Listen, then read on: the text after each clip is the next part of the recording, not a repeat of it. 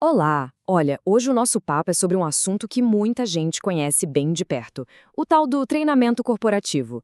E o grande desafio é o seguinte: como é que a gente faz para criar um aprendizado que não só informa, mas que, sabe, realmente fica, que transforma de verdade?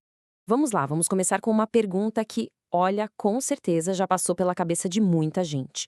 Por que será que, depois de passar horas no treinamento, a gente sai com aquela sensação de que, poxa, quase nada daquilo vai ser lembrado e muito menos usado?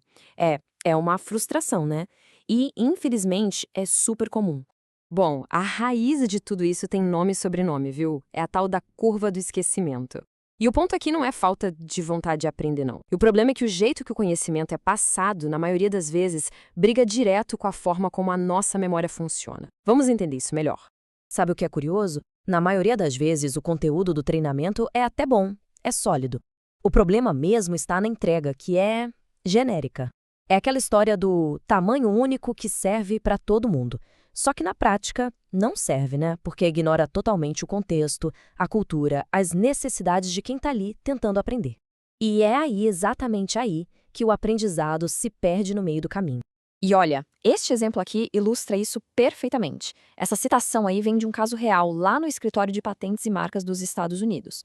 O que aconteceu foi o seguinte: eles contrataram os especialistas de fora, só que esses especialistas não sacavam nada da cultura da organização. O resultado? Bom, o treinamento era tecnicamente correto, tudo certinho, mas na prática era inútil para o dia a dia do pessoal. Tá. E aí? Como é que a gente resolve isso? Bom, a solução começa com uma virada de chave, uma mudança de perspectiva mesmo. A gente precisa parar de focar só no o que vai ser ensinado e começar a pensar de verdade no como. Como é que as pessoas realmente aprendem? Como elas guardam a informação? O pulo do gato está todo nesta diferença aqui entre a fase de análise e a de design. Pensa bem.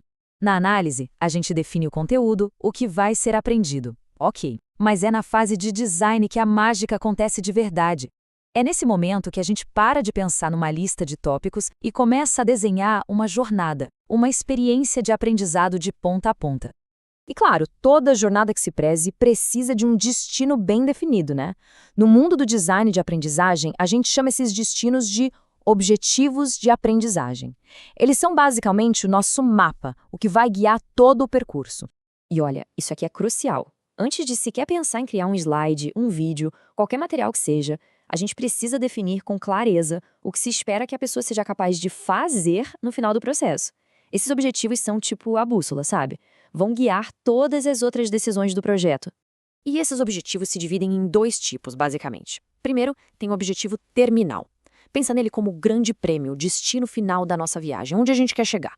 E para chegar lá, a gente tem os objetivos habilitadores. Eles são como as paradas no caminho, as instruções passo a passo do GPS, sabe? São as pequenas vitórias que garantem que a gente vai chegar lá no final. Ok, então a gente já tem o destino e o mapa na mão. Agora falta escolher o veículo, certo? Em outras palavras, como é que a gente vai entregar esse conteúdo do jeito mais eficaz possível? Ah, essa é a pergunta de US$ 1 milhão, né?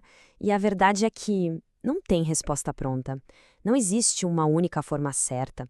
A melhor abordagem, que os especialistas chamam de intervenção de aprendizagem, vai depender de um monte de fatores. E as opções são muitas, viu?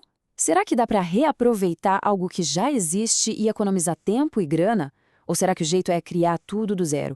Vai ser online? Presencial? Um misto dos dois? O ponto central é sempre analisar o orçamento, o tempo que se tem e principalmente o que quem vai aprender realmente precisa. Isso nos joga de volta para aquela história do escritório de patentes. A ferramenta certa é a que se encaixa no contexto. Simples assim. Às vezes, um treinamento que usa cenários do dia a dia, bem práticos, pode ser infinitamente mais poderoso do que uma palestra super teórica, principalmente se o objetivo for aplicar o conhecimento para ontem, né? Bom, e para a gente amarrar tudo isso, vamos ver uma estratégia que conecta todas essas pontas. É uma ideia muito poderosa, é quase como usar a própria ferramenta para construir a caixa de ferramentas. Faz sentido? E aqui vem a grande sacada. Pensa só, se o objetivo é ensinar, por exemplo, Design Thinking, por que não usar o próprio Design Thinking para criar o curso? É genial, né? É a melhor maneira de praticar o que se prega e garantir que o resultado final seja totalmente focado em quem vai aprender. O processo, então, segue aqueles passos clássicos que a gente conhece. Primeiro, empatia. Ir lá e conversar de verdade com os futuros alunos para sacar quais são as dores, as necessidades deles. Depois, com base nisso, a gente começa a idealizar e a prototipar as atividades. Na sequência, a gente testa o curso com um grupo pequeno, pega feedback e, por fim, itera, ou seja, vai melhorando e refinando o curso sem parar. Então, para a gente resumir a ópera, o grande segredo para um aprendizado que realmente fica é tirar o foco do conteúdo e colocar na experiência. E o que isso quer dizer na prática? Definir destinos claros, escolher a ferramenta certa para a jornada e, acima de tudo, usar a empatia para desenhar o processo inteiro. E para a gente fechar, fica aqui uma provocação. Pensa só, tudo isso que a gente falou não vale só para treinamento de empresa. E se a gente começasse a ver qualquer ato de aprender ou de ensinar como um desafio de design? Uma chance de criar uma experiência que seja mais eficaz, mais envolvente e, no fim das contas, inesquecível?